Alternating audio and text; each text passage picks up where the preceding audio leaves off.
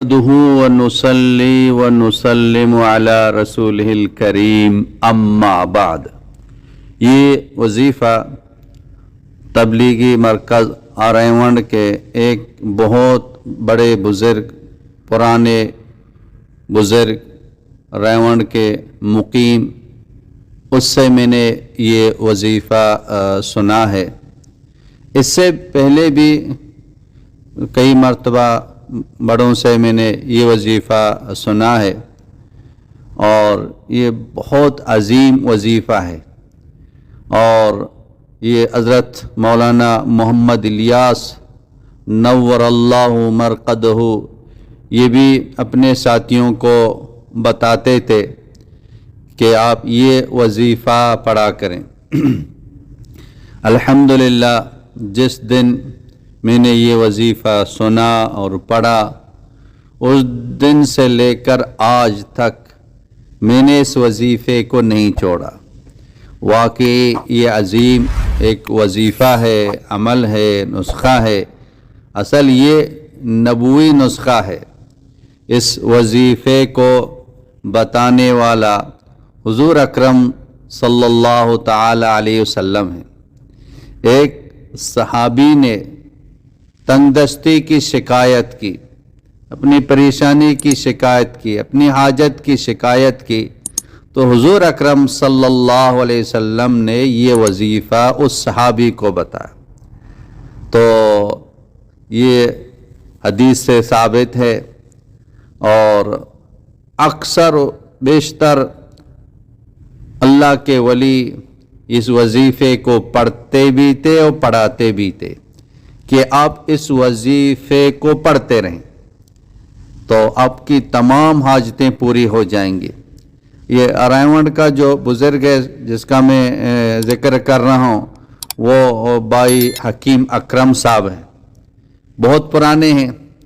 2001 میں اس کو رائیونڈ مرکز سے دیکھ رہا ہوں، اس سے پہلے بھی ہوتا تو اس وقت داڑھی بھی کالی تھی، داڑھی بھی سفید ہو گئی۔ بڑے متقی پرہیزگار ہیں اور بہت ہی زبردست بات کرتے ہیں، باتوں میں بہت بڑا اثر ہے۔ تو اس سے میں نے سنا ہے، اور اس سے پہلے بھی عرض کیا کہ کئی بزرگوں سے سنا ہے، اور یہ بہت ہی مجرب، بہت ہی آزمودہ ہے۔ پڑھتے ہی آپ محسوس کریں گے کہ میرے مسائل حل ہو رہے ہیں، میری پریشانیاں دور ہو رہی ہیں۔ تو اللہ پاک کرتے ہیں، اعمال کے ذریعے سے کرتے ہیں، مانگنے والوں سے اللہ جل شانہ خوش ہوتے ہیں۔ تو اللہ پاک سے خوب مانگیں۔ تو اگر نوکری چاہیے تو آپ نوکری کے لیے پڑھ سکتے ہیں۔ ایک شخص نے خود بتایا کہ میں نے اس عمل کو 3 دن پڑھا تو میرا کام ہو گیا، ابھی بھی اس کام میں ہے اور ترقی کر رہا ہے۔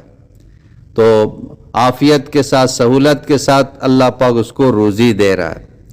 آپ روزی کے لیے پڑھیں، خاص کر تنگ دستی ہو، پریشانی ہو، یہ حاجت ہو، آپ اس کو پڑھتے رہیں تو انشاءاللہ تعالی اللہ غیب سے انتظام فرماتے ہیں۔ تو اس میں حدیث پاک میں یہ ہے کہ فجر کی وہ آذان کے بعد اس کو پڑھ لیں۔ فجر کا وقت داخل ہو گیا، آذان ہو گئی، آپ اس وظیفے کو پڑھ لیں۔ اور بعض علماء کہتے ہیں کہ فجر کی سنتوں کے بعد پڑھ لیں، کیونکہ آذان کے فوراً بعد سنتیں پڑھی جاتی ہیں، تو اس لیے بعض کہتے ہیں کہ سنتوں کے بعد پڑھ لیں۔ سنت اور فرضوں کے درمیان آپ اس وظیفے کو پڑھیں۔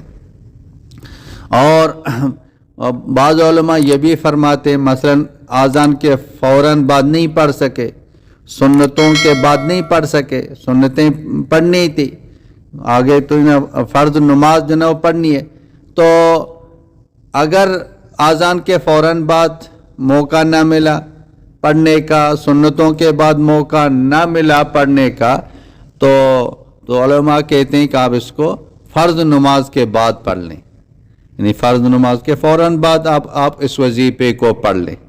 تو صبح صبح آپ اس وظیفے کو آپ یہ پڑھ لیں. اور اس میں اس کا وقت یہی ہے، وقت بھی ہے اس کا، اور اس کا عدد ہے وہ بھی مقرر ہے. اب 100 مرتبہ ایک تسبیح 100 مرتبہ آپ اس وظیفے کو پڑھیں گے.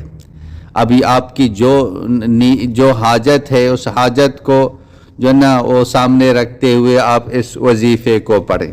یقین کریں بہت بڑا یہ جو نا پرتاثیر یہ وظیفہ ہے، سریع الاثر وظیفہ ہے.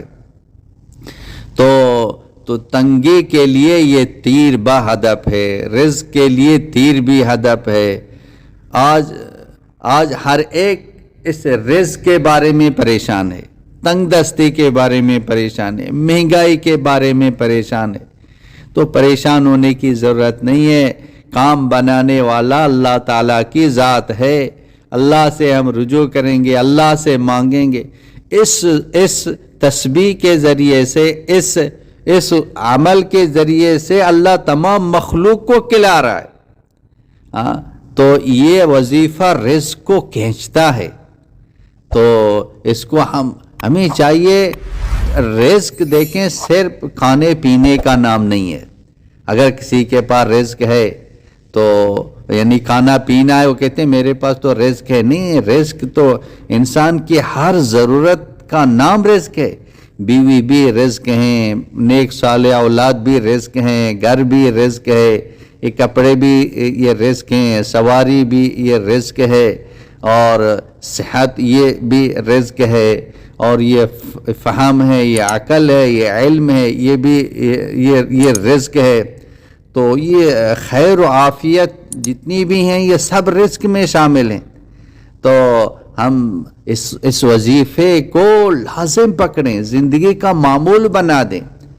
عورتیں بھی پڑھیں، جو نا مرد بھی پڑھیں، بچے بھی پڑھیں، بوڑھے بھی پڑھیں. زندگی کا معمول بنا دیں، اس کو چھوڑنا نہیں ہے. اور وہ وظیفہ بہت ہی مختصر ہے اور بہت ہی آسان ہے. وہ وظیفہ یہ ہے کہ فجر کی اذان کے بعد، سنتوں کے بعد، فرض کے بعد پڑھیں 100 مرتبہ سبحان اللہ و بحمدہ سبحان اللہ العظیم استغفر اللہ. یہ 100 مرتبہ سبحان اللہ و بحمدہ سبحان اللہ العظیم استغفر اللہ. دیکھو اس میں تسبیح بھی آ گئی، اللہ کا ذکر آ گیا، اور استغفار بھی آ گیا. صبح 100 مرتبہ استغفار پڑھ رہے ہیں، اللہ کو یاد کر رہے ہیں، ایمان تازہ ہو رہا ہے، دنیا بھی بن رہی ہے اور آخرت بھی بن رہی ہے. تو یہ بہت مجرب وظیفہ ہے، اللہ کے نبی کا بتایا ہوا عمل ہے. اس کو زندگی کا معمول بنا دیں، زندگی کا کھایا پلٹ جائے گا. اللہ پاک ہم کو عمل کرنے کی، دوسروں تک پہنچانے کی توفیق عطا فرمائے. وآخر دعوانا ان الحمد للہ رب العالمین.